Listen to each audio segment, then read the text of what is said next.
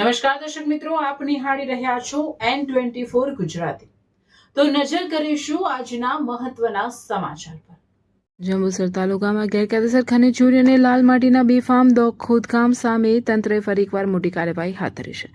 ગજરા અને ડાભા રોડ વિસ્તારમાં લાંબા સમયથી ચાલી રહેલા ગેરકાયદેસર ખોદકામના કારોબાર પર વહીવટી તંત્ર અને પોલીસની સંયુક્ત ટીમે તવાઈ બોલાવતા ભૂમાફિયાઓમાં ફફડાટ વ્યાપી ગયો છે। મળતી માહિતી અનુસાર ગજરા અને ડાભા રોડ વિસ્તારમાં ગેરકાયદેસર રીતે લાલ માટી અને ખનિજ સંપત્તિનું મોટા પાયે ખોદકામ કરવામાં આવી રહ્યું હતું। આ અંગે મળેલી ચોક્કસ બાતમીના આધારે તંત્ર દ્વારા દરોડાની કાર્યવાહી હાથ ધરવામાં આવી હતી। કાર્યવાહીમાં અંદાજિત 55 થી 60 લાખ રૂપિયાનો મુદ્દામાલ જપ્ત કરવામાં આવ્યો હોવાનું જાણવા મળ્યું છે। ખાસ વાત એ છે કે માત્ર 2 દિવસ અગાઉ જ ખાણ ખનિજ વિભાગ દ્વારા આ જ વિસ્તારમાં દરોડાની કાર્યવાહી કરવામાં આવી હતી અને તેની શાહી હજુ સુકાઈ પણ નથી। ત્યાં ફરી એકવાર ગેરકાયદેસર ખોદકામ ઝડપાતા અનેક સવાલો ઉભા થયા છે।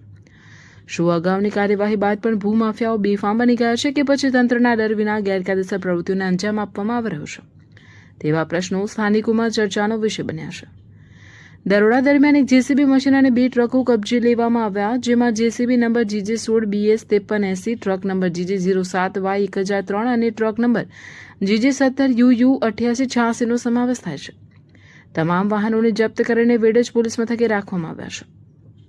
સૂત્રોના જણાવ્યા અનુસાર સમગ્ર મામલે વધુ તપાસ શરૂ કરવામાં આવી છે અને ગેરકાયદેસર ખોદકામ પાછળ સંકળાયેલા શખ્સો સુધી પહોંચવા તંત્ર પ્રયાસ કરી રહ્યું છે। તપાસ પૂર્ણ થયા બાદ જવાબદારો સામે કાયદેસરની કાર્યવાહી કરવામાં આવે તેવી શક્યતા વ્યક્ત કરવામાં આવી છે।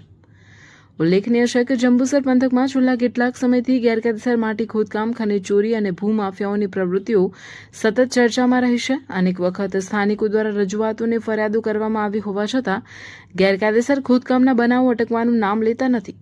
ત્યારે તંત્રની આ કાર્યવાહી બાદ હવે સવાલ એ છે કે શું ભૂમાફિયાઓ સામે કડક અને દાખલારૂપ કાર્યવાહી થશે કે પછી થોડા દિવસો બાદ ફરીથી ગેરકાયદેસર ખોદકામ શરૂ થઈ જશે? હાલ સમગ્ર પંથકની નજર તપાસના આગામી તબક્કા અને તંત્રની આગળની કાર્યવાહી પર મંડાઈ છે।